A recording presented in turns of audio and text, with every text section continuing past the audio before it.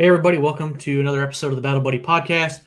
I'm really excited to have Seth Connor with me today. We're going to talk about something that it may not be for everybody, but it's psychedelic plant medicine. And it's important to keep in mind that, once again, this is not for everybody, but for those people who have maybe experimented with other things and they have failed, this may be the option for you. Maybe something that you need to take a look into, because this could really help with whatever issues that you're dealing with. So without further ado, we're gonna bring him in here in a second. I do need to make an announcement real quick. Please don't forget to go out and check projectdiehard.org. They're doing some amazing things, trying to set up a facility in Southern Illinois and one in Kentucky to help house single and family-based veterans free of charge, to get them the help that they need. And I just want to kind of give a little plug out for them and the amazing work that they're trying to do to get this set up. So go visit projectdiehard.org and see if you can support them in any way that they need it. Right now, they're looking for some financial donors to help get the insurance and some other things set up so that they can actually go start renovating this building that they were donated. So it's a great cause. So go give them go check them out there on Project Die Hard, and let's get this show started. Welcome to the Battle Buddy Podcast with Keith McKeever.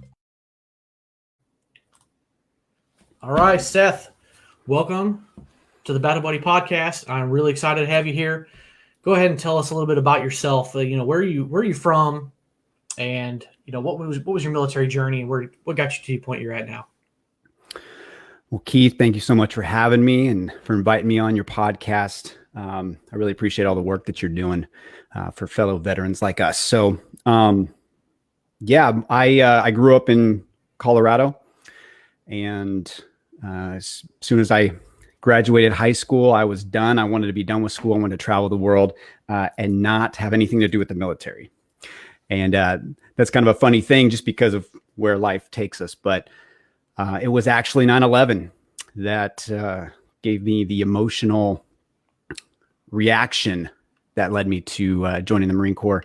Actually, I did the paperwork. I tried to get the recruiters off my back just by doing the paperwork and hoping that a year will go by and, it'll all expire and they leave me alone.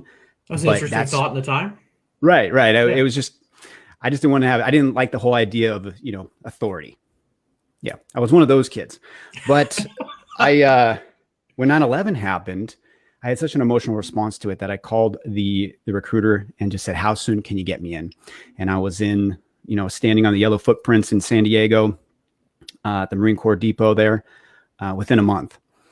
And so that started everything, and ended up I went to Japan first for a deployment before everything began to kind of run downhill. But I came back from Japan just as we were about to invade Baghdad, invade Iraq. Did not get to be a part of the first invasion.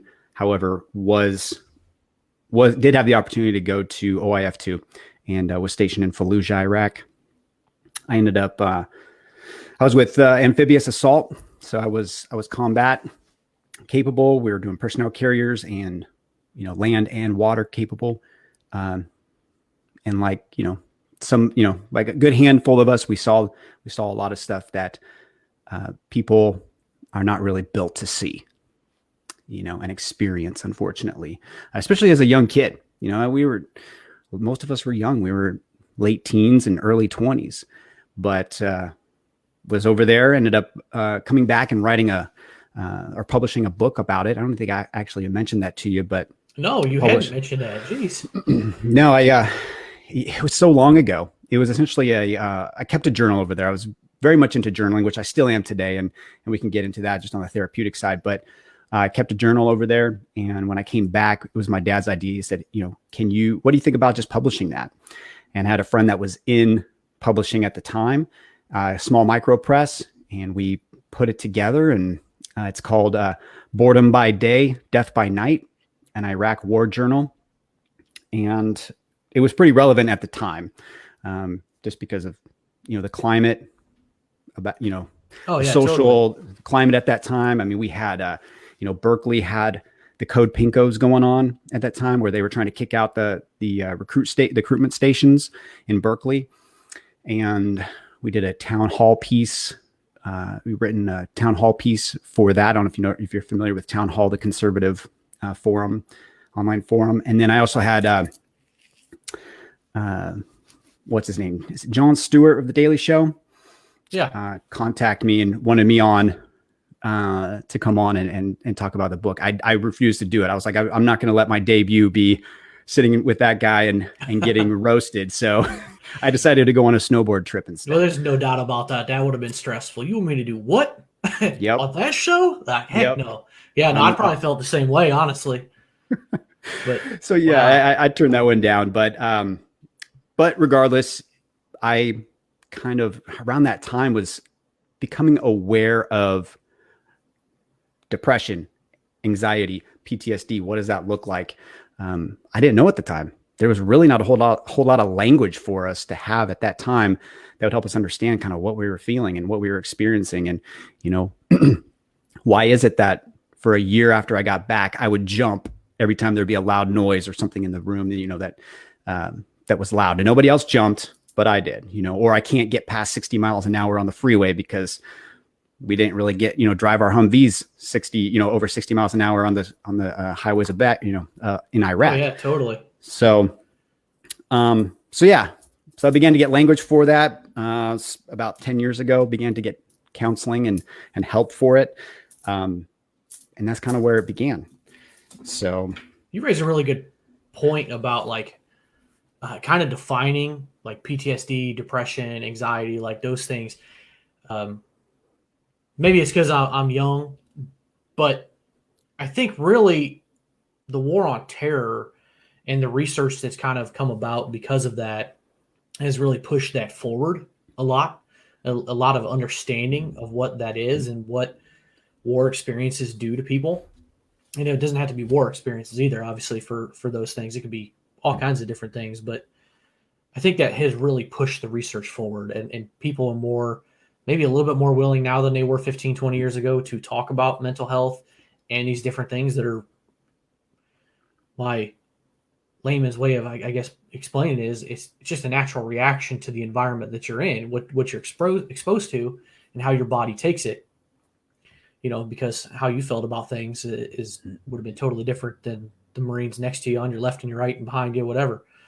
So, we all just experience things differently, but that is a good thing. It's come out of the war, I guess. If you want to look at things on a positive note, we've gained more experience, more knowledge in period, of the brain and how the brain works and how the brain processes things, from traumatic brain injuries and stuff too, expanding that a little bit. Yeah. There's no doubt that PTSD was experienced in any real, wartime situation or conflict. I know that when veterans came back from Vietnam, Korea, World War II, like this, there just wasn't a language, there wasn't an understanding for it. So, the Persian Gulf War, and now, OIF 1 and 2 and Afghanistan, we have evolved because out of necessity. And it's because people are paying attention to how many suicides there are on a daily basis, which, a year ago I think the average was 22, and now we're down to 18, which is great because that means that there's movement forward. But it is our body's natural mechanism. It's a defense mechanism so that we don't completely combust, that we store trauma in our body, on a molecular level. I think it's amazing what our machine, our avatar, our meat wagon here can do, but it can't stay there. That trauma has to be purged at some point, because what happens is that pressure builds up and we run into addiction and other issues that plague us further on in life, faulty relationship patterns that we just can't seem to get out of, alcohol addiction, drug addiction, those kinds of things that aren't healthy for us, but it's our way of coping because no one gave us an answer yet. And even after, right before I got out of the military back in 2005, it was like, take this class, talk to a chaplain once or twice, you're good to go. But you're not seeing the symptoms until maybe a year, 2, 3 years later.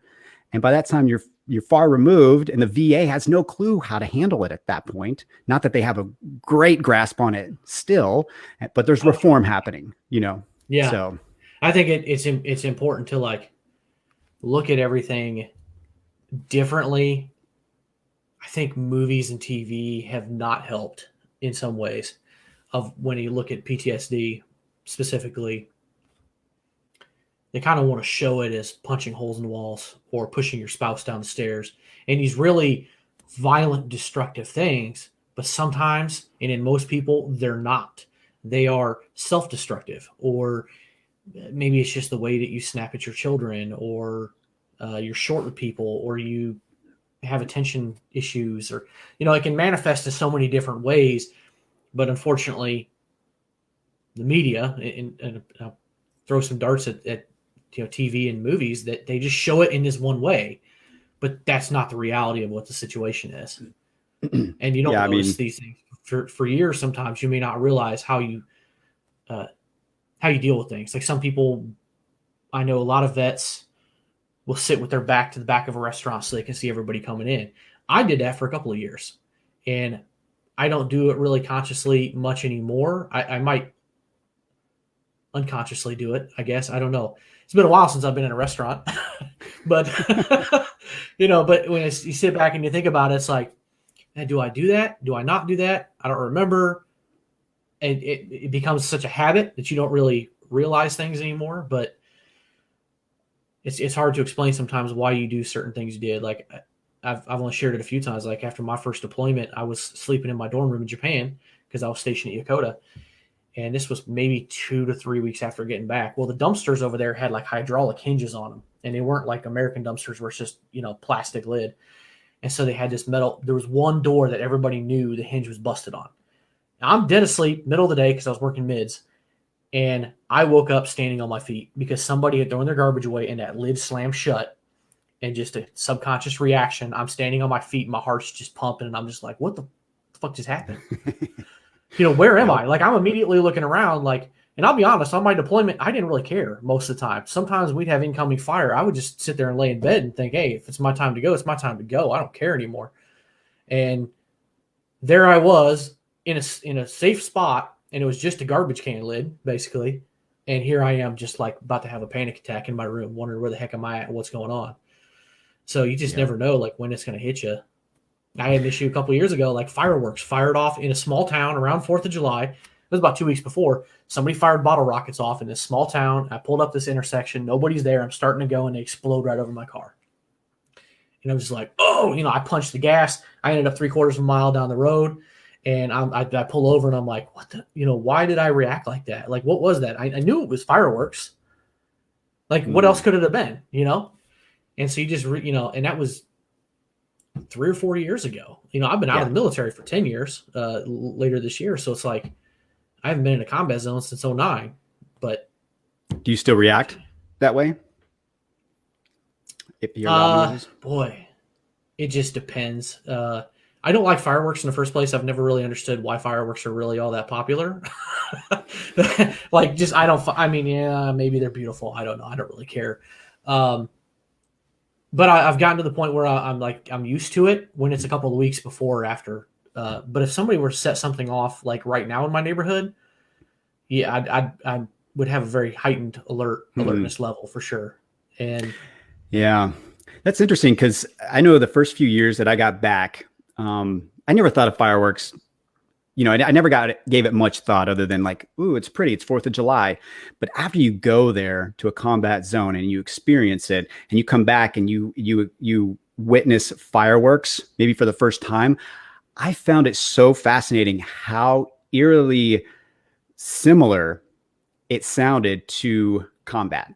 Like I was actually brought back to, that time when I was in Fallujah.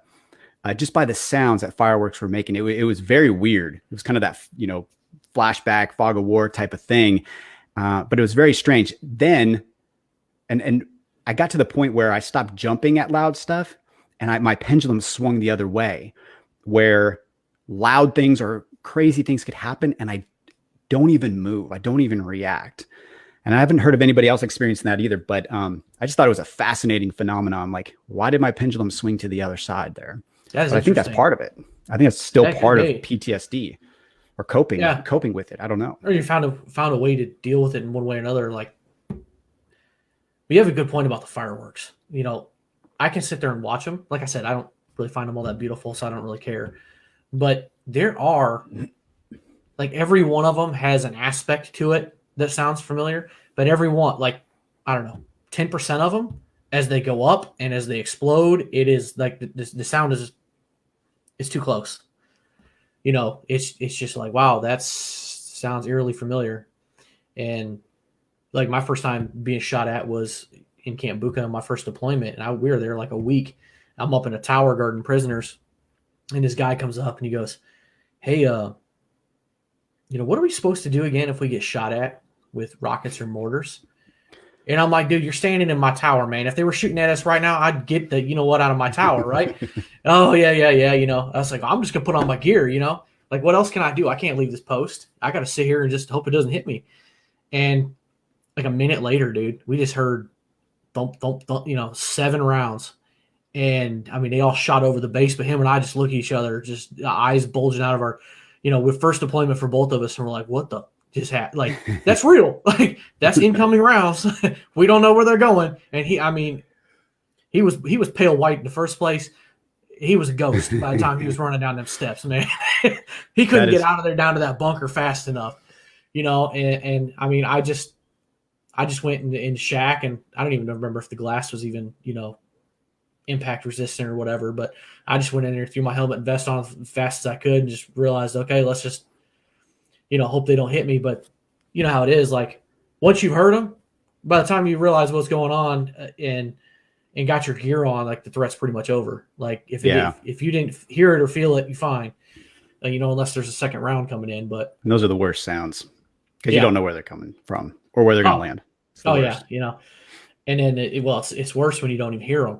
You know, because I had that experience about halfway through that deployment where it hit the compound next to me, and there was, and I've actually never really told this story on camera, but so the compound next to us it was a communal, so there was 1,000 prisoners, and some of them were late that day, and I was supply for my compound, so I was down at like the headquarters building, and the Army staff sergeant in charge of supply was giving a briefing. Now it was hot, like it was 130 degrees that day. Middle of the morning, and we're all sitting down there, and he gave this real quick supply brief, and he's like, "You know what? Screw it. It's hot as you know what outside. Let's just chill for a little bit." Because the Navy compounds, the Navy ran some, the Air Force, we ran 8, 9, something like that compounds, and then the Army had a few that they were doing. And so the Navy was late. And so he's like, "Let's just wait for the Navy, and then we'll give them a briefing." So they show up, and he starts his briefing, and all of a sudden it's just like the building just picked up and slammed back to earth. And everybody just ran out of the bunker. We knew it was close. And it hit the compound right next to mine and killed, I think the final death tally about a week later, after a couple people died in the hospitals, 9 prisoners were killed. Something like 65 were wounded. And make a long story short, they set the casualty collection point up right in the middle of the street. And, you know, I ran down there, ran right past all that stuff just to back up the guy that we had on the computer and give him some extra support. Because, you know, but when you don't see it, I mean, we're just sitting there 1 second. All of a sudden, it's just like the building just picks up and slams down, and we're like, "Oh shit, that was close." Yeah, too close. They actually hit us this time. You know, we were small enough base. Most of the time, they just shoot over us, but not that time. They hit us that time, and you know, definitely, you know, every time June comes around, I kind of start thinking about that. The early June. Memories just start coming back up, and it's like, man, that was a crazy time. That was, I refer to it honestly as the longest day of my life. Yeah. It's, you know, it's like, it's that memory for me that it's like, you can remember every single detail. I can remember almost every single step of everything that happened. And, you know, hell, it's 13 years later. So have you ever tried writing it down? I have, and I've actually thought about using my microphone and just kind of recording the story. I actually thought about writing a book at some point in time, like of my life, you know, not to get into, you know, the whole life story, but just writing, just recording it, and then maybe sometime later transcribe it and put it into a book. But I did, and that's kind of what got me thinking about that. You said journaling. That deployment, I wrote a lot of letters home, and, you know, I'd wait like a week or two and then send it. And my mom kept all of them. And and I've still got them sitting here somewhere. And when I read through them, it's just like, fuck, man, that place really was hell on earth. It's as bad as you think. Being a prison guard in a prison camp with, when I got there, I don't have an official number, but it was something like, I was always told about 9,000 prisoners. When we left, there was over 20. And, just every day, the mind games, just the crazy stuff, the riots, the escape attempts, the incoming rounds every Friday morning, like clockwork, it's just the stuff that you just never forget. But I did write a lot of those down. So I do have a lot, like, it fills in some of those gaps in my memory on some of those things. Like, oh shoot, I totally forgot that happened, and I got to admit, there was funny things that happened too. Like there's good and bad in every deployment. Like, you can find some humor in some crappy situations. Well, you have to. Sometimes. You have to find the humor in it. And I think that, writing those things down like you did is part of it's part of the healing process. If you didn't do it initially, it is, definitely part of the healing process afterwards. You have to purge it. It's one way of purging that trauma, is writing it out and processing it. Very important. When I work with folks, journaling is a big part of that coaching aspect of it. Just necessary. So no, that's a really good idea. And that is an extra nugget of information that I wasn't expecting today. That you had written a book and you had journaled. So there's some actionable advice for somebody right there. Like, there you go. If you got these thoughts or stories, write it down or grab yourself a microphone and record it. Because that's actually something generations before us couldn't do. Like, they could write books and stuff, but thinking specifically of voice, like, you think of World War II veterans, Korean veterans, they couldn't come back from the war and really cost effectively record on video or audio their story and tell their story and get it down. And then you fast forward generations. My grandfather on my dad's side was World War II vet. I know he was in Italy. That's about all I know. I've got his jacket and stuff put away, but that's it. Nobody in the family really has any stories.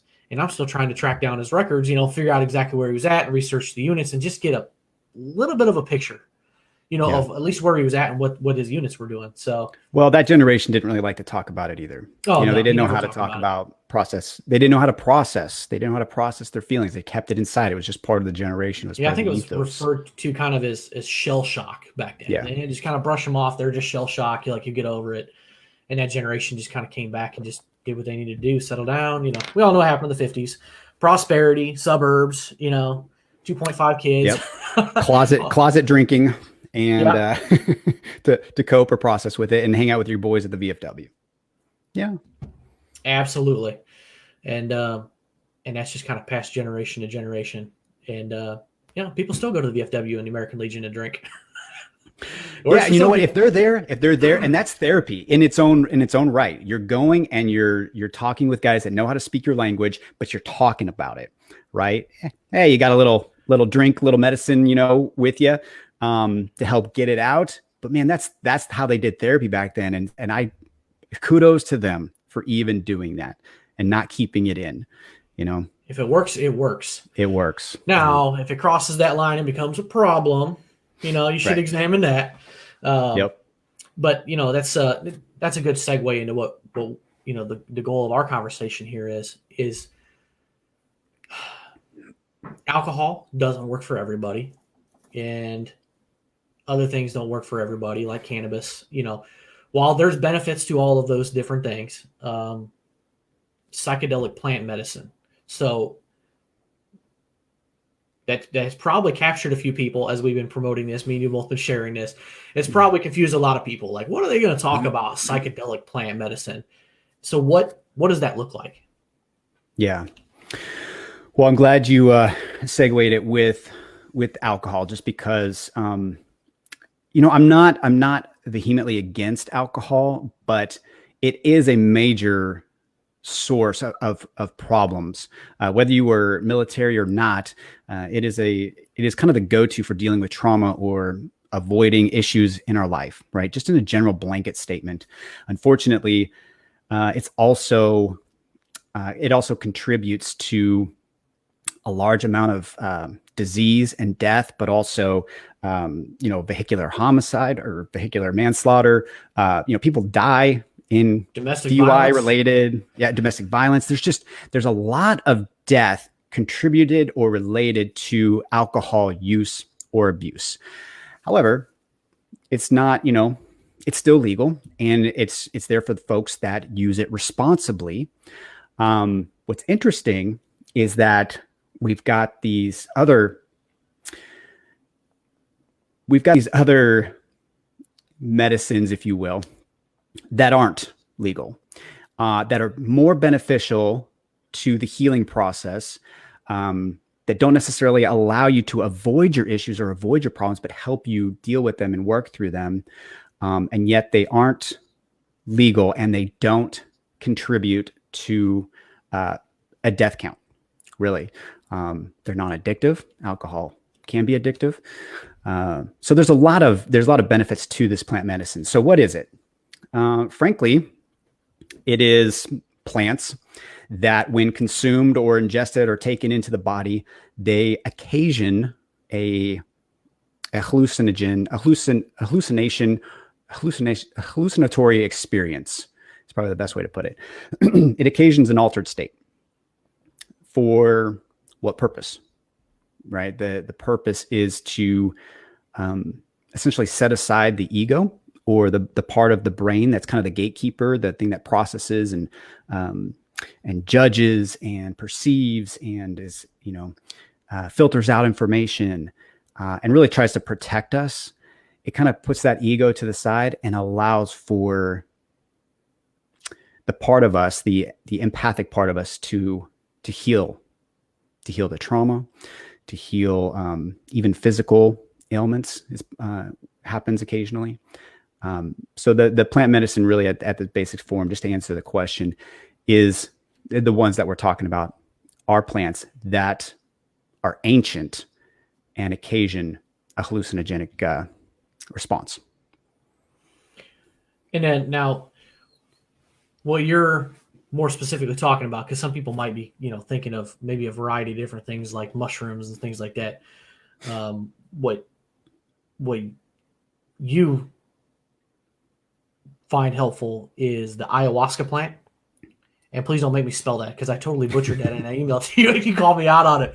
I was like, man, I should have Googled that first, what that was spelled like. I would have never guessed that. But I went to public school, so that's my defense. You think there'd be an I and a W in it, but there's not. Okay. Right. Right. It's definitely not how you'd expect to spell it. But it's very interesting, that it's such a I guess you could call it an ancient, like, medicinal form that comes from the jungles, of the Amazon, from Peru, Brazil, Ecuador, Colombia, Venezuela, where the Amazon is, and it's a vine, correct? Yeah. So ayahuasca gets its name from the ayahuasca vine. It is it's one of two elements in the hallucinogenic brew. The ayahuasca is something that a lot of veterans are experimenting with right now. They're moving in that direction. It's gained a lot of popularity in the last 10 to 20 years. Back in the 50s, when mushrooms were discovered in Mexico and were brought here, and essentially, I won't get into the history of it, but a Time article was written about it, and it actually kind of broke open, or started us in the direction of the hippie movement, if you will. That's classically psychedelic driven, right? Absolutely. Right. So psilocybin mushrooms were kind of the beginning, but then people eventually found ayahuasca with the indigenous tribes of, like you said, Brazil and Peru and other countries in South America. At its basic level, it is the ayahuasca vine, which contains a molecule called DMT, and it's dimethyltryptamine. And don't ask me to spell that either. Yeah, don't ask me either. But it's also been referred to as the spirit molecule.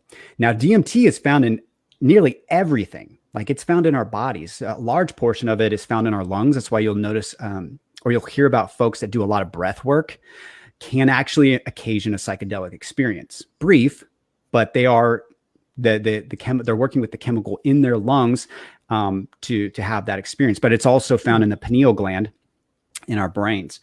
Now, it's almost in all things. I think all organic material has DMT in it. Some just have it more than others. So the ayahuasca vine has the DMT molecule in it.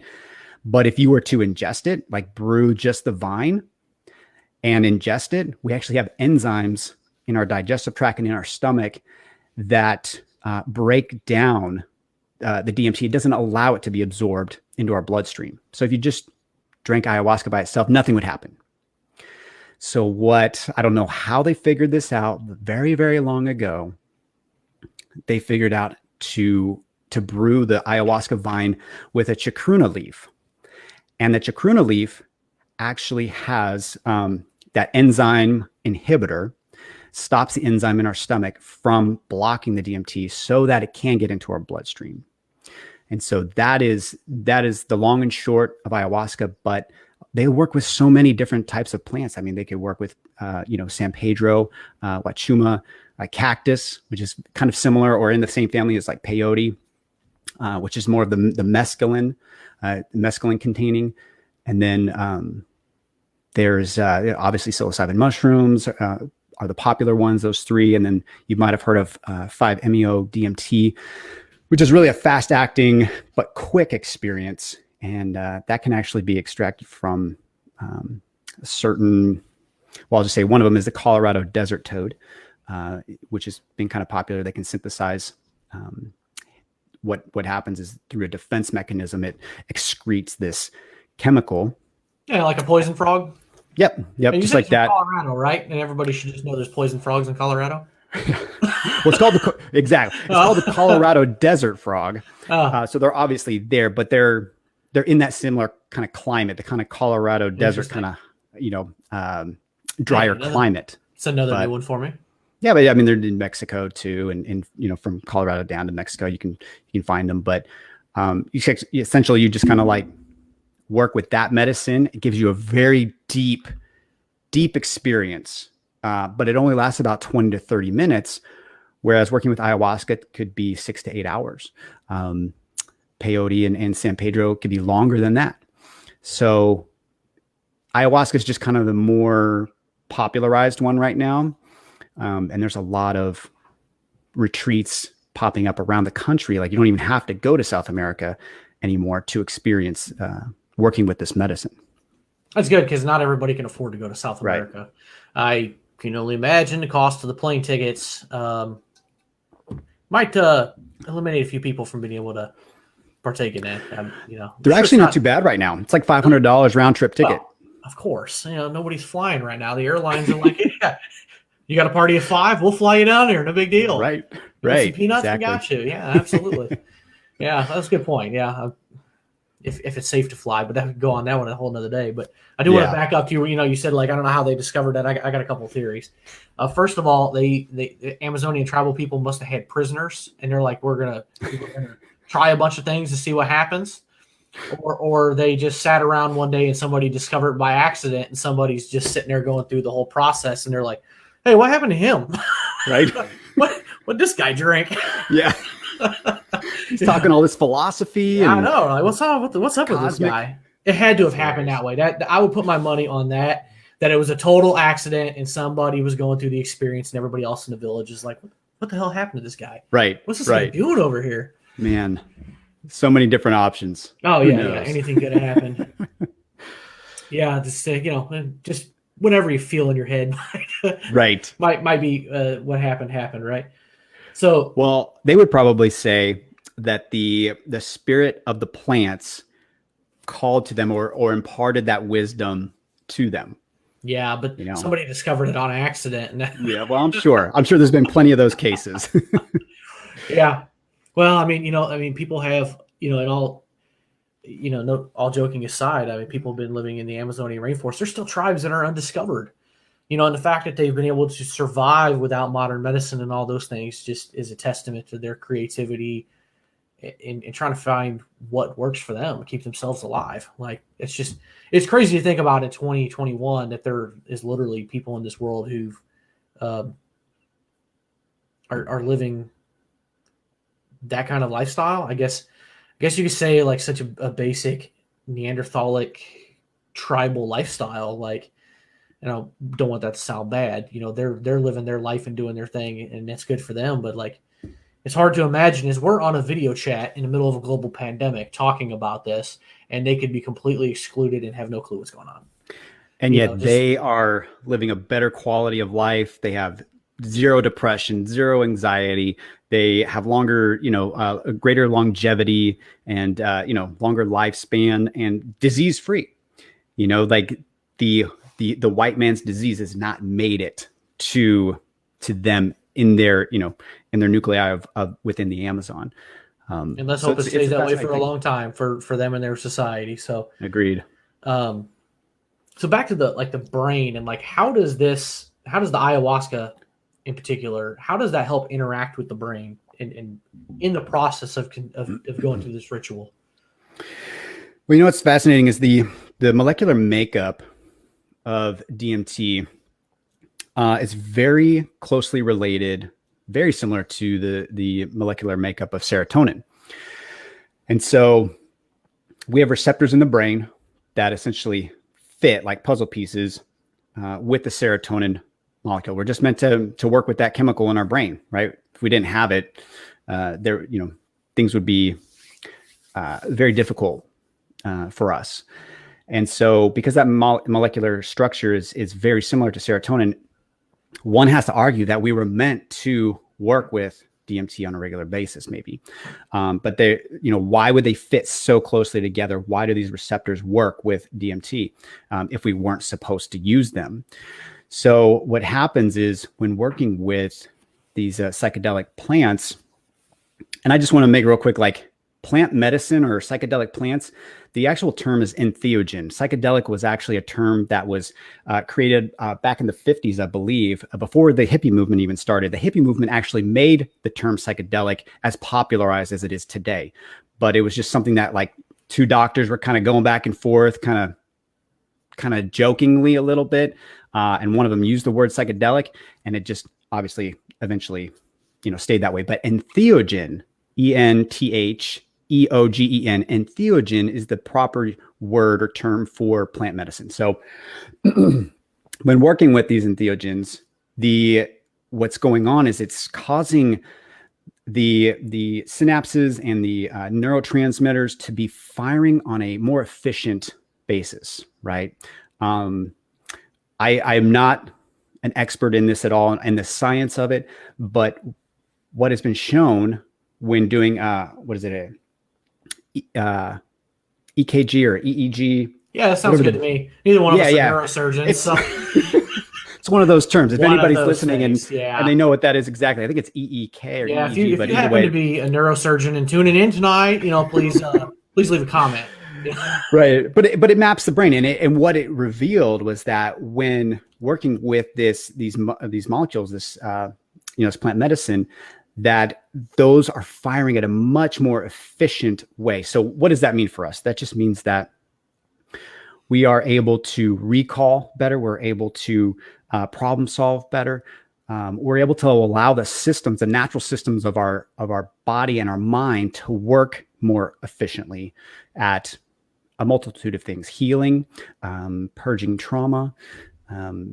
There's just so many things that when our brain works optimally, so many amazing things happen within our whole person, our whole being. I mean, these meat wagons of ours are highly effective at healing themselves. The problem is we rarely give ourselves the opportunity to do that because we're like, eating like shit. We're breathing in toxins, heavy metals from whatever they're shooting over us in the sky, water, neurotoxins in the water, whatever it might be. You mean fast food is not nourishing? And it's not. It's one of the 5 food groups. Yeah. It's not making this optimal performance. Like, and I had this my whole life. Well, I mean, if you've got a tomato and some lettuce on your hamburger, you're a little step closer. It's the food pyramid or the food plate or whatever they call it these days, right? That's right. Gotta have your fast food on that plate. Oh man, not to name drop any places with arches or kings in it or anything. Yeah, don't get me started. But you eliminate those things, you give yourself a greater fighting chance. But we're also been given these plants from day one, since Mother Earth started, right? We've been given these plants to help us have a greater fighting chance, right? And each thing is different. I mean, superfoods became very, very popular in the last few decades, right? But there's a lot of plants out there that maybe we're not even familiar with yet that can help us become, better, can live longer and live more healthier lives. This is just one aspect of that Mother Nature has given to us to heal ourselves from the inside out, really. And so when our brain's working more optimally, we can actually heal ourselves quicker. My brain's actually working right now, and what I've taken from that is Mother Nature. She told us in the beginning to eat our vegetables. Here's your vegetables, take it. And we said, no, we want the cheeseburger over there. Right. We're just going to grab this stick and go club it over the head. Because meat tastes better. No offense to any vegans or vegetarians. I do like vegetables too. Equal opportunity eater over here. But no, it's just where my brain went there for a second. But you got a good point. Like there's Mother Nature has provided these different things, and we've, found over millions of years, what plants we can eat, what plants we can't eat, what animals we can eat and can't eat, And so if it's safe to do in one way, shape, or form, like why not try it? If it nourishes your body or helps you heal, whatever. So, so you said the ayahuasca is a vine, and we know it, opens up things, the synapses in your brain to let you heal in trauma. But what are they actually doing with that vine and the brewing process, the rituals around that? Can you kind of paint that picture for us? Yeah, I mean, because the plant has come out of that indigenous culture, most folks that work with it want to retain the customs and the traditions and the rituals that accompany that. And so, most of them, hopefully, are working with the tribes, going down and actually, becoming a part of the culture, becoming a part of their family, and really understanding the practice of it before they go and, bring it up stateside and, offer it. But there's a lot that goes into it. There's a preparation beforehand, sometimes weeks beforehand, dietary preparation, eating, cutting out certain foods and only eating certain foods, fasting, drinking lots of water, things like that to just kind of prepare the body to start working with the medicine. And then during the ceremony, a lot of it is, there's just certain rituals that you would expect through music and prayers and, welcoming in different spirits of the jungle. There's a lot, it's different from tribe to tribe, but it's important to have those rituals to kind of honor the medicine, honor the plants that you're working with. That's very important to them in their culture. And so I would not want to venture away from that and use the substance in another way. So, I hope that answered your question. Yeah, no, that's great. Because I think you have a really good point. Like, you don't want to just go use it to use it. Like, I think from my perspective, there could be a lot of value to people going through that process. Because you've told me before that should be a guided process. There should be somebody there to, not necessarily hold your hand, but guide you through that process and make sure you're fine, you're safe, that you don't wander off or go do something dangerous or, whatever. But like just the ritual of that, like it's a holistic, approach. I guess it's kind of like, eating a well-rounded diet. Like, you got to take care of your body, you got to nourish your body, but eating a cheeseburger for every single meal is nourishing, but it's not effectively nourishing. You're not getting all your vitamins and stuff like that. Like, it's not walking you through that process. Just so it's I think that's very important, and I think that going with a group of people could also be helpful and healing to people if you've got a group. I know somebody, we were talking about it before we started, that goes down there, a group of people every single year, goes to Peru and does this, which is actually neat to have found not one, but 2 or 3 people that go do this and find the benefit of it. But just going down there as a group and spending time together, not necessarily in the ritual and the process, but couple of days before, a couple of days after, especially for vets, and you get a chance to just kind of hang out and unwind and build connections, which is helpful too, because sometimes that's a huge part of it, just building a connection. Those people there with you, Well, community is a big part of it. You wouldn't find anybody working with the medicine down in the Amazon in isolation necessarily.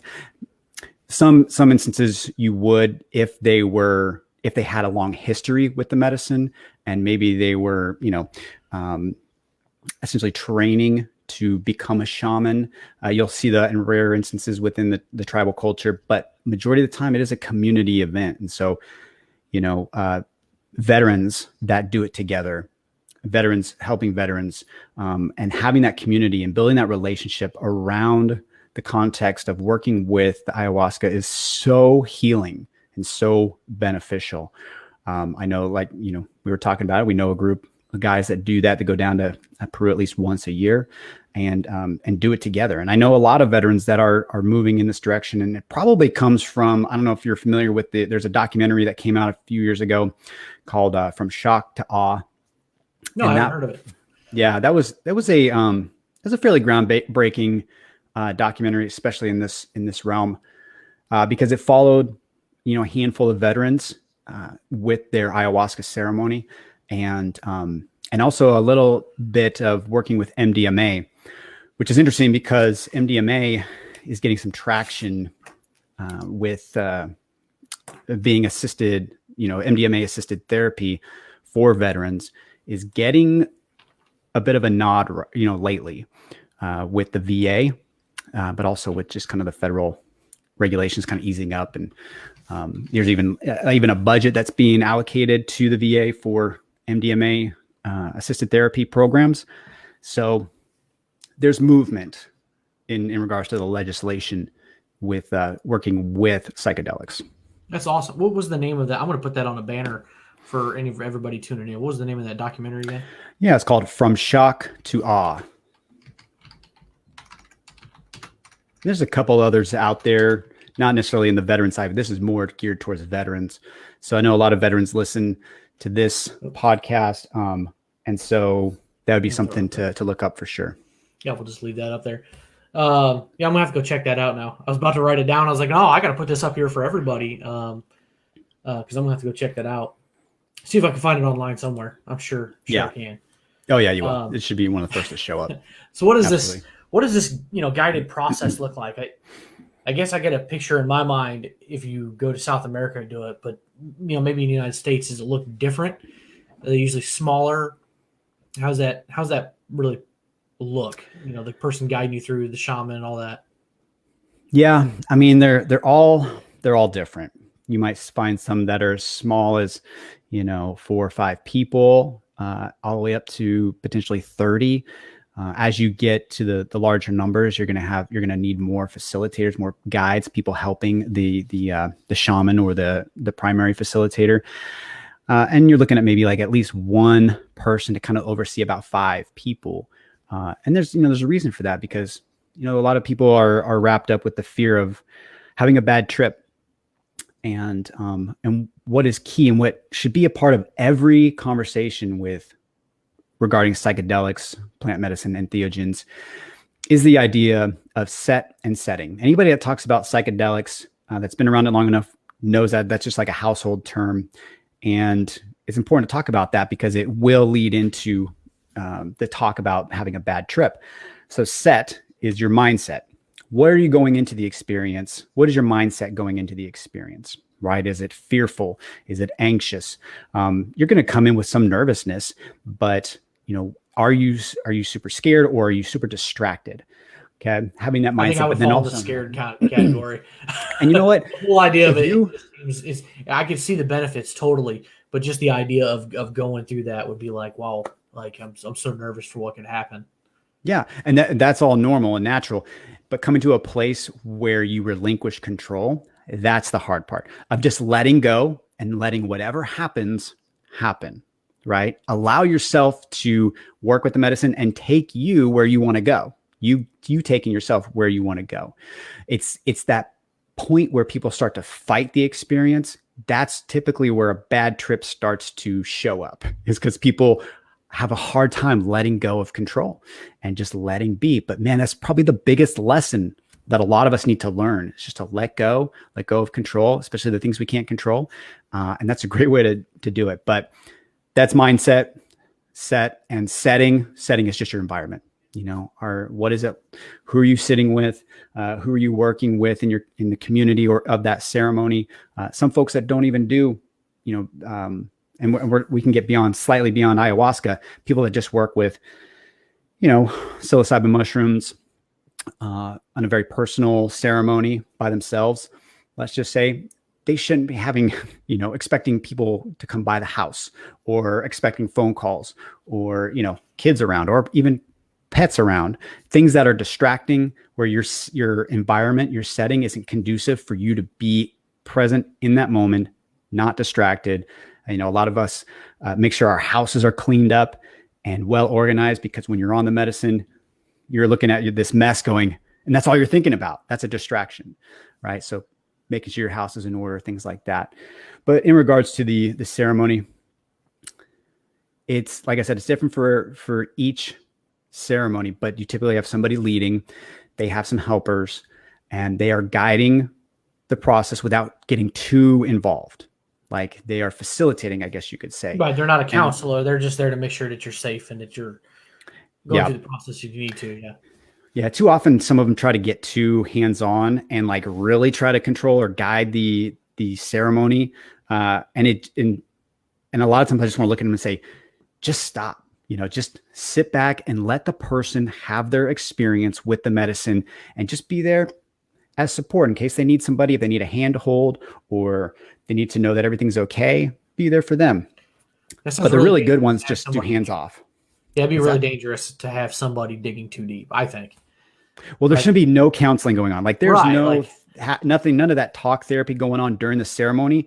It's all, you're doing your own personal work inside and working with the medicine and going on a 20-year journey in 6 hours. Yeah, that's what I mean. If you had somebody that was trying to push or do things like that, I can see that could get out of control really quick.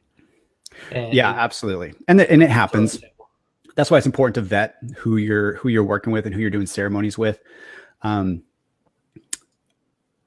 There's some that are very structured, too much so, where there's ones that I've been a part of that are very structured. I liked them because it's what I needed at that time. But I was with a friend who's also a veteran, that it was very distracting for him. He could not do the work that he wanted to personally do because he was so distracted by what was happening by the shaman or by the, what was just happening in the ceremony. And so, to each his own. But, some people are really great with that structure. They appreciate it. Some are just like, hey, just play some music and let me do my thing. So yeah, it's very individualized for sure. Awesome. Yeah, I think that really gives a good picture of what it looks like. Because I think there's probably a lot of people that would just be like, I can't imagine what this really looks like, this whole process. So yeah.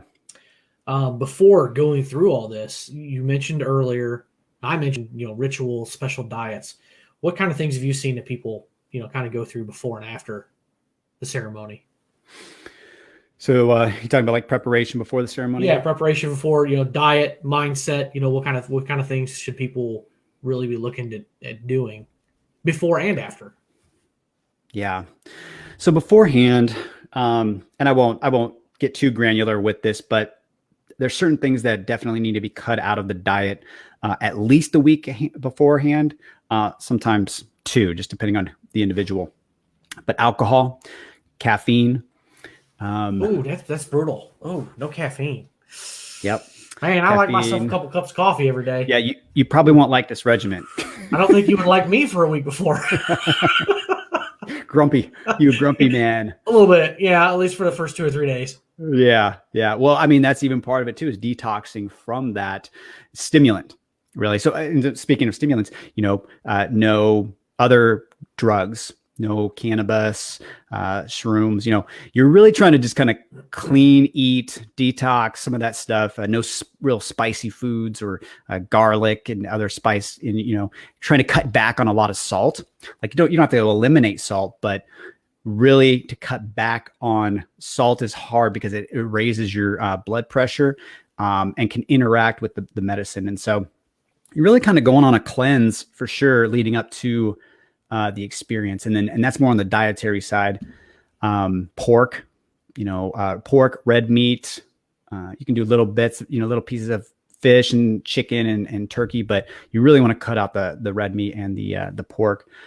So those are some things to consider. And then just more on the mindset side, I just coach people in journaling. I'm trying to think of what else, doing stuff that's going to benefit them, mind, body, soul. So maybe some people like to do yoga, meditation, reading, even just reading something that's good, but like cutting out TV or media that is too intense.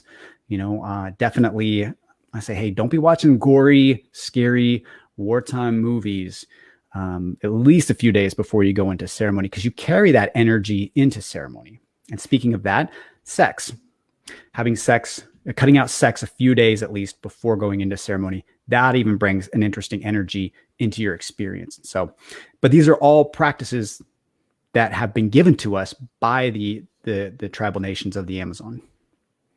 Gotcha. So if you sign up for an event, they're going to kind of go through what their preference is. I take it then, they should dietary things, but you kind of sent, I think you said something here, like journaling or something, for veterans with PTSD, and they're looking at it for the healing for that particular part. And then you kind of said something about, no violent movies. So should you, journal about your thoughts and your feelings, or should you kind of go down a path to kind of bring up some of those emotions, which you can, so that they're more top of your mind and easier to pull out during a ceremony? Yeah. So, kind of eliminate that. You bring a great question. And this is something that I coach my clients in as well, is that leading up to, I work with folks about 4 to 6 weeks leading up to their ceremony experience.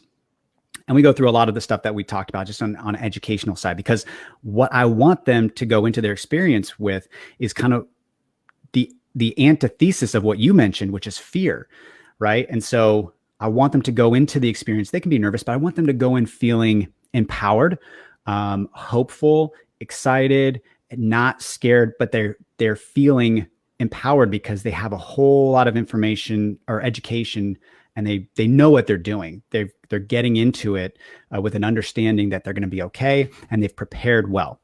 So that leads into the first 4 to 6 weeks is we are discussing intentions. We're bringing the reasons why we want to work with the medicine to the forefront, and journaling allows us to do that. So some people, they're just like, hey, come up with one intention for a ceremony, come up with 5. Some of them go like 10 or 15 intentions, which is, I think, a major overkill. Yeah, but sounds like a lot of deep thinking right there. Holy cow. Well, there's some people that can fill that out pretty well too. And maybe they do. Maybe they have 15 intentions. That is great. That's an individual thing. Yeah. Yeah. But here's the thing is that people are afraid if they have so many intentions, how do they recall them during the ceremony? And I go, you don't. You write them down. You meditate on them leading up to ceremony. And what you're doing is you're giving them, by keeping them in your conscious, you're giving them energy. And you essentially are like, you're giving them energy and you're kind of holding them close to you. But then when you go into ceremony, you just let it all go. You forget about them. Like you're not going to be able to recall them during ceremony. There's no point to. Once you come out of the experience, then you're going to notice that you're going to start receiving answers or understanding to those intentions or to those questions after coming out of the experience. But there's no way during the experience to try to process all that. And you're not supposed to, because what's going to happen is if you try, you create anxiety. And then we go into that cycle of, becoming fear-driven, and potentially having a challenging or bad trip. So that's why I work with them ahead of time, figure out the intentions, write them down, know why we're going into the ceremony and what we want to come out the other side of it, knowing, experiencing, feeling, that sort of thing. That's a good point. I mean, you shouldn't be doing anything that's in the wrong way. You know, some people will take mushrooms or peyote and other things like that as a drug when they can be used as a medicine. If channeled the right way, you know, just channel your energy, you know, and just kind of go about things the right way. So that totally makes sense. You know, got to have everything's about mindset. I can go on for days about that. So I understand that. So I think this is probably the next question that's on everybody's mind because, you know, we're talking about something in the Amazonian rainforest, and there's a lot of things growing in the rainforests that are illegal. What is, you know, how is this ayahuasca ceremony and everything looked at down in South America, and how is it looked at here in America in terms of legality and things that you should look out for, things like that? Well, down in South America, it's part of the culture. There's no, I mean, the idea of it being illegal down there would probably, you know, would blow their mind. Now, not everybody down there practices it. It's still very much an indigenous tribal thing, where you've got more of your nationals that are more Western minded, who use, you know, technology on a regular basis and that sort of thing, might be familiar with it, but have never used it as well. It's still kind of reserved for the jungle and for people more on the indigenous side. But here in the States, as well as other countries and parts of the world, it is classified in the controlled substance category as a Schedule 1, just like psilocybin, LSD, heroin, you know, and in some places still cannabis. But obviously there's a movement to change that. I actually just got off the phone with a gentleman today, and have been connecting with folks in Oakland, as well as those that have been instrumental in the movement of decriminalized nature. And they were voices in the decriminalization in Oakland, as well as Colorado, Denver, Ann Arbor, Washington, D.C., parts of Oregon. And so talking to him, and I'm in North Carolina, I'm a part of the Bible Belt where it's like, nope, we're still pretty conservative down here. Take that hippie loving BS and go somewhere else, you know? Go to the big city with it. Right. Yeah. But what's interesting is that we have a large veteran network down here. And I think that within that context, this decriminalized nature initiative can find a lot of traction in the context of veteran healing and recovery. And so that's what I'm trying to do right now, is work with veterans locally, and kind of move that legislation reform in the right direction, because yeah, it is definitely here, still not okay. It's still illegal. It's not decriminalized. Ayahuasca is slightly different on a federal level. There's two, what would I call them? I don't want to call them organizations, but there's two ayahuasca affiliates, I guess you could say, that the federal government has pretty much said it's okay to practice under the Religious Freedom Act or whatever. And you can, as long as you fall underneath one of these two churches, almost, you get to have exemption. One of those is the Santo Daime Church, which is out of Brazil, which I have worked with. The other one, I can't remember the name exactly. It escapes me. But all in all, I mean, there's so many different ceremonies happening across the country. Even if it's not decriminalized, they're probably noticing that the dominoes are falling, and there's really no point in trying to prosecute. They're going to be able to find a way to exercise it underneath their religious freedom, which is the way it should be. I am absolutely an advocate for that. So yeah. I think we've come a long ways on just, I guess, use the word drugs, really, in the last 10, 15 years. Like look at cannabis. I'm in the state of Illinois. It's recreationally and medicinally available. thank goodness. It seems like every election cycle comes up, it seems like another domino falls in terms of another state that's legalizing it for medicinal or recreational. So it's like the dominoes are finally falling, and people realize some health benefits to that. And I personally think that there's a lot of benefits of cannabis, but that maybe not be the answer for everybody, or maybe that's something you use to go through day-to-day symptoms, and then you can use that to kind of supplement, annually or semi-annually going through an ayahuasca ceremony, kind of help get your mind right, because mental health and issues like that are not just a snap your fingers and it's done, right? It's going to be with you until the day you die in one way, shape, or form.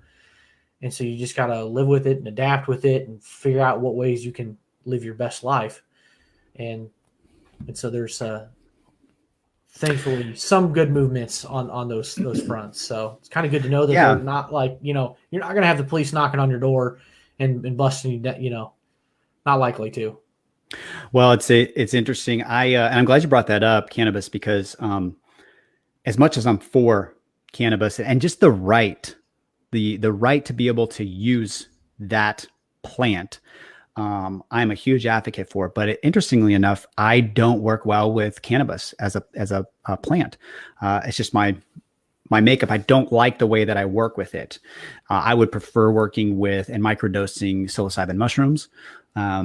Occasionally doing a ayahuasca ceremony or a San Pedro ceremony, or even working with microdosing even LSD, which people are like, oh my God, LSD, acid.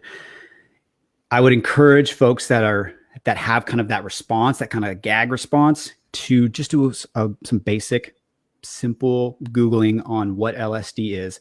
It is just a synthesized version of ergot, which is a barley or wheat, a fungus that grows on a barley or wheat. And Albert Hoffman synthesized it back in, I believe it was the 30s, in hopes, right? In hopes of actually helping with the circulatory system. And he happened to just come in contact with it, and he had an experience.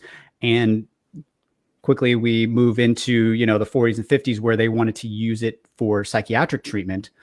And then the very quick history is that, the CIA gets a hold of it and they start using it for mind control programs. And then makes its way into the hippies' hands. And Nixon's like, hey, we can't have a whole bunch of, free loving kids running around, not signing up for the military. So let's make that illegal. And that's where we're still reaping the unfortunate legislation from that time. But we're in a renaissance. We are in a psychedelic renaissance. Things are changing. And so I couldn't be more happy about that. Yeah, I think, not to get like overly political, but the war on drugs, in my opinion, has failed. And it's time that we reframe things and stop criminalizing people for taking things that, if taken appropriately and in the right setting with the right mindset, can be helpful for people. Now, people are always going to abuse things. But it's time we come full circle and stop spending money on stopping all this stuff. Now, don't get me wrong. Like, can't imagine any place for heroin, and the heroin epidemic in this country is it's out of control. What was it? Just 5, 6, 7 years ago, something like that. Nobody ever really knew anything about Narcan. And now cops have it, teachers have it, firefighters have it. I mean, everybody's got Narcan on them. My wife is an esthetician, and she had an opportunity to get some just in case it had a client. That it's like, that's crazy. Now that's something that we need to work on, but you have to work on the reason that somebody's taking it. Why is there an addiction? Why are they doing it? Fix the problems to get to the solution. Like it, stop. I mean, you got to stop it from coming in the country, but if somebody has a trauma, you need to address that trauma with mental health providers, so you can address that to help them get off of the drug that they're on, instead of, it's just a mess. The whole heroin epidemic is just a mess. Well, it's ruining a lot of lives. I don't want to get too, this could be another podcast. Oh yeah, but go down a whole rabbit hole here. I've recently changed because I used to completely agree with you. I've recently changed my thoughts or beliefs on that subject. if you look at Portugal, their drug reform is incredible. What they've done to, and I won't get into it too much, but if you go Google it, it's all that information is there. It is a stark contrast to what the States have tried to do for decades, which hasn't helped at all. But the drug, there's like zero drug problems in Portugal, but people use it all the time. But there's no deaths. Crime rate has gone down. People are living happy, healthy lives and being a productive part of society and still using. But the problem actually is a lack of education, a lack of testing the drugs for quality.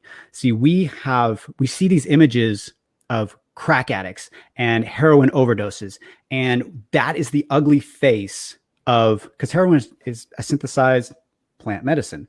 It is the ugly face of heroin or opiates. It's like with guns. I mean, a lot of veterans will get with this. Are guns bad, or are the people that are handling them bad, right? And so drugs in their pure and simple form are not bad, but the problem is nobody has any understanding of how to use them. They get a drug that is cut with something else. It wreaks havoc on their system. They don't know how to use it, and so they overdose all the time. They take way too much.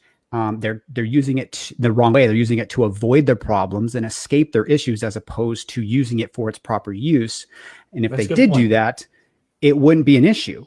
Just like Portugal is finding it's not an issue. But our drug reform here in the country is asinine. It is completely ass backwards. And I just don't understand why they won't look at these other places that have a proof of concept and adopt that model. And I think it's highly political, but we won't get into that too much. Yeah, I think you got some good points. I don't know that you quite convinced me, but you do have some good points, like cutting it with fentanyl. And we know that's deadly. And I think that's leading to a lot of the deaths. Absolutely. So even ecstasy. Ecstasy is MDMA cut with something else. Yeah, if you had the right environment, the right mindset, and you were doing it in a healing way instead of avoiding, which I think a lot of people do. I mean, it's, and there's so many different ways people get addicted to heroin and opiates, all that stuff. So it's bad. Yeah, it's absolutely it's bad. Definitely bad. So if anybody happens to be listening and they do have an addiction problem, get some help. Reach out to the VA. Not only medically, get yourself some help psychologically with a counselor and stuff like that. There's answers. Work through those traumas and find a way to handle the problem at the root cause. Like, sometimes I always put things in housing analogies as a realtor. Like, if you have water in your basement, it's because you either have a hole in your foundation, or your downspouts aren't out far enough, your gutters are clogged, or that you don't have grading around the house. There is a handful of issues that have caused that problem, and you have not addressed one of those issues. But if you do go address them, you can work towards potentially rectifying the situation. You can get yourself on the right path. So, yeah, absolutely. I don't like to plug other podcasts, but I assume that you wouldn't mind. Hey, no, I'm all about resources, man. Well, sharing resources and value. So, I figured you wouldn't mind me plugging Joe Rogan, but go ahead. But Joe Rogan, he has a gentleman on by the name of Dr. Carl Hart, and this guy's been he's doctor, chemical engineer maybe, and he works with pure cocaine on certain occasions, and pure like heroin in a way that is very responsible. And he has they have this session where they just talk about what it looks like to work with those synthesized plant medicines the right way. And it's just, it opened up my mind to not be so judgmental. Like, absolutely. I thought the same way. I come from a background of law enforcement parents. So I grew up being the DARE poster child, like I would win the best poster award and the medal. And, that was my background, but it came with a lot of programming and a lot of judgments. And when I started to break down those judgments, and I'm saying this for the audience, because there's still people that either are on the fence or just are like, nah, I don't think so. But I would just say, if you can begin to approach it with an open mind and educate yourself, that's when the ignorance starts to fall off, right? It doesn't mean it's for you. It doesn't mean you're going to go out and use ayahuasca or any of these other things, but it allows you to have an intelligent conversation with somebody as opposed to just saying, nah, that stuff's bad because the law says it's bad. It's not a legal issue. It's a moral issue. So I tried to open the show like I did and make the point that this is obviously not for everybody. Right. You may not have the time, the resources. You may just be scared. Like you talk about mushrooms and make things out of made of fungus. I don't eat mushrooms. So, eating a mushroom for a healing purpose is just like a no-go for me. Like it's just makes me cringe to even think about that. We got to get you some chocolate. They put it in chocolate. You might really like that. Yeah, if I know it's in there, it's still not going to help much. Yeah, I'm honest with you. My wife loves eating mushrooms, and she'll try and put them in things, and I'm like, I know what's in there. Like, that's funny. That's hilarious. Just eat it. It's good for you. And I'm like, I don't care. Like, I just, I'll take the broccoli and the cauliflower and the green beans and stuff. Give me the good veggies. I don't need the fungus. Oh, but that's funny. That's just me. Funny. I know I'm not the only person out there that won't eat mushrooms. Just can't get past the whole fungus thing. I got friends that go mushroom hunting every year, and they're like, "Oh, that one's poisonous and that one's not." And I'm like, "How do you know?" I go in the woods; they all look the freaking same to me. I wouldn't know. Like, this is crazy. Like, I would eat the wrong thing. I mean, okay, I wouldn't eat it, but anyway. So, one kind of final question here for you: how or where can somebody go about finding a location for this? Where? I mean, it doesn't sound like there's probably a whole lot of advertisements that are saying, "Hey, come try this over here." Yep. You can actually. There's a lot more websites popping up to advertise different ceremonies or retreats, at least around the world. You probably won't find a whole lot advertising nationally here in the States, just because they want to keep their exposure down. But you can connect with me. I have access to a wide network across the country. If you want to do something more local to who you are or to where you're at, I can connect you with folks that are in your local area doing ceremony or retreats. There's also a website up called Entheo Connect. So ENTHEO Connect.com. If they don't have it up now, they will have it up shortly, of vetted ceremonial retreats. But again, you can connect with me. And if it's something that you are interested in doing, reach out to me and we can have a discovery call and talk about that, because you don't want to go into it lightly. You want to actually, realize if it is something that you're supposed to do or not. And then if you are, which medicine you want to work with and which ceremony you should, sit with. And that's all stuff that we go over in the first meeting when I have with new clients. So that should be painfully obvious after listening to this episode. That you should be totally prepared and yes, mindset, right? What set and setting. So, hey, I learned nice. something today. Paid attention, man. Hey, I paid attention. Look at that. That's pretty good for a guy who went to public school. Little tiny public school. I won't name where. So I got your website right down there at the bottom, executiveenthegen.com. I will have that on the YouTube thing as well. So description, total loss of words right there, public school again. But I got 3 other questions here for you before I let you go. And you probably know what these are. I ask everybody these 3 questions, and it's always entertaining to see what everybody's questions are. So what is your advice for somebody who's looking to transition out of the military today? All right. First question. My advice would be to connect with someone who is very well versed in veterans benefits, because even to this day, like, I'm working with a guy that is going to be able to take my percentage of disability higher than it currently is, and get more benefits, more bonuses, whatever. So make sure you educate yourself. First thing you do, educate yourself on what you deserve for your service once you get out. That would probably be my top thing to recommend to anybody looking to get out. Great point. Keyword, deserve. Yeah. What you deserve. You earned it, man. You earned it. Blood, sweat, and tears, right? That's right. So second question, And this one is aimed to the younger audience that would maybe be considering joining the military. What kind of advice do you have for somebody who's thinking about it? I guess they don't have to be younger. I mean, I guess you can join up into your 30s, but we don't. There's not a lot of people doing that. Yeah. I know people are going to, some might be upset with my response to that. And that is, don't do it. Now, the reason I say that, I haven't heard that one yet. That's a good one. Okay. All right. I work with guys that have, we're very passionate about creating more veterans with PTSD, about not creating veterans with PTSD. And it starts with not sending our men and women, our boys and girls, over to fight wars that we shouldn't be fighting, that we have no business fighting. We can all say, listen, I went to war and it was not about necessarily the cause. It was about my person, my comrade to the left and to the right of me. It was about our friends, our fellow soldiers. But the reason we went over there, I can't think of a war that we've been a part of, in the last 70 years that maybe we should have been a part of.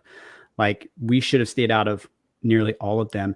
And we've created generations of soldiers that should not have been fighting. Now, I say that because I am passionate about that. And I had my stepson that really wanted to go in. And I just told him, I was really honest with him. I said, find something else to do. Or if you go in and do something that's not going to put you in a combat situation. Go serve somewhere else, be a supporting role for your brothers and sisters, and reap the benefits of the bonuses and the benefits coming out. If you really want to go in there and have structure and discipline and do that whole thing, great.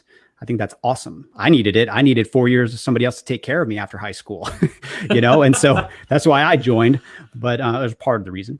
But not pick something that's going to take you into combat. There's other ways to figure out what kind of man or woman you are than subjecting yourself to trauma. I think that's actually pretty good advice, because I think everybody that let's just, pick on the 17 to 25 year olds, that might be thinking about this. You should think long and hard about it. Take it from a couple of guys who spent time in Iraq. Like, it is not for everybody, and the landscape is different today. It definitely is. The operations tempo is just drastically different than it is today. I've thought about that a lot lately. Like, those people who've joined in the last couple of years may have never deployed. When I was Air Force, as Air Force Security Forces members. Before I even got to my first duty station, I knew I was tasked for the deployment to Camp Bucca. And at that point in time, almost everybody in my career field was gone 6 months, home 6 months, gone again. And the regular Air Force at that time, not a plug necessarily for the Air Force, but the Air Force at that time, regular career fields, you think medical support jobs, they would maybe deploy 3 months every couple of years, 3 months, 4 months, something like that. We were doing 6 months. My first deployment, it got extended to almost 8 months. My second one was 6 months. But when I was there in 2007, the Army had gone from 12 to 15 to 18-month deployments. By comparison, people in the Vietnam veterans, many of them did a 1-year tour, and that was stressful enough. And you got to think about the combat operations that we went through were different than World War II. I'm kind of going off on a tangent here, but I think it's important to say, like, in World War II, there was more clearly defined front lines. You could be on the front lines for a couple of weeks and be pulled to the rear and kind of let your guard down.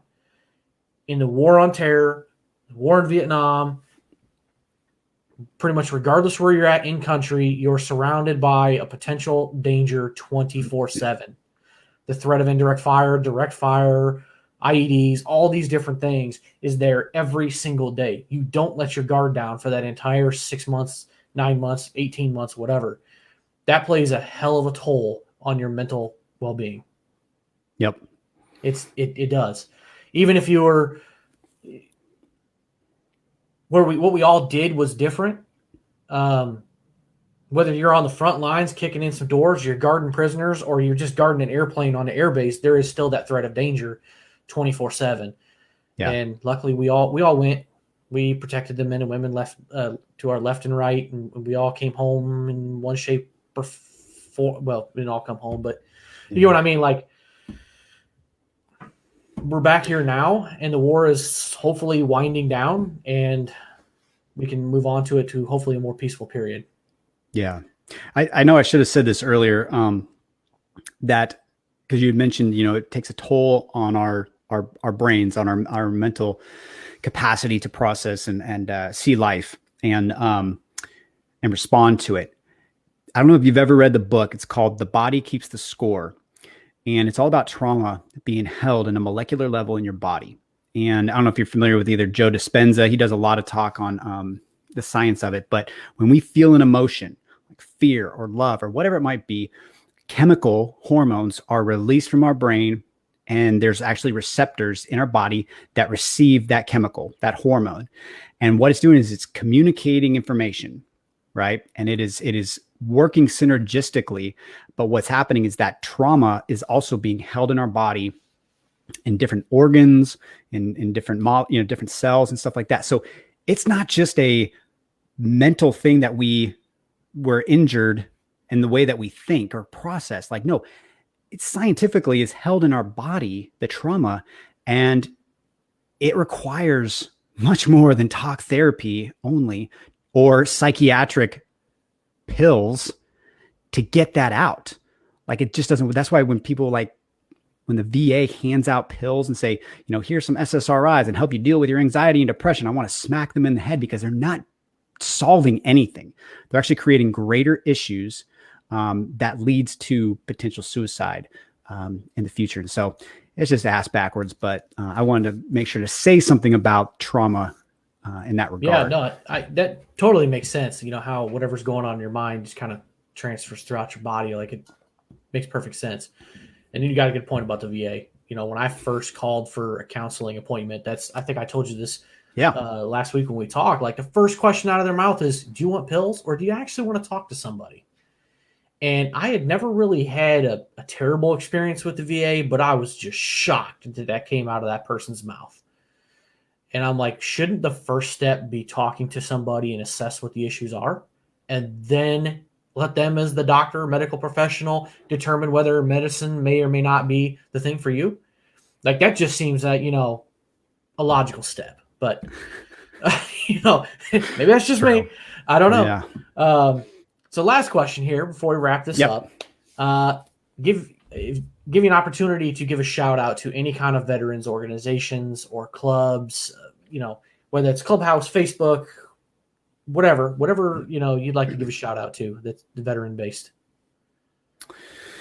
Yeah. I've recently connected with a great guy who had a very awful time with the VA. They just treated him poorly in San Diego. And from that experience, he'll tell you that it led into this organization now called Veterans Walk and Talk. And when I met him, connected with him and heard about what he's doing, it was beautiful and perfect.